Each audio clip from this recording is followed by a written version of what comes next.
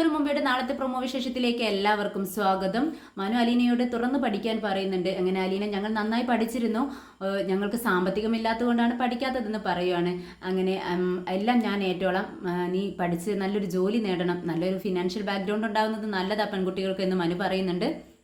പിന്നീട് രോഹിത്ത് കോളേജിലേക്ക് പോകാനായിട്ട് വരുന്നുണ്ട്. ഇത് കണ്ട് മനു പറയുന്നുണ്ട്, രോഹിത്ത് എവിടെ നിൽക്കും, നിന്നോട് എനിക്കൊരു കാര്യം പറയാനുണ്ട്. നീ നമ്മുടെ ഹരിയുമായിട്ട് സംസാരിക്കാറുണ്ടോ? അവനുമായിട്ടുള്ള കൂട്ട് അത്ര നല്ലതല്ല എന്ന് പറയാണ്. എന്നാൽ ഇത് നമ്മുടെ ഹരിക്ക് രോഹിത്തിന് ഒട്ടും ഇഷ്ടപ്പെടുന്നില്ല.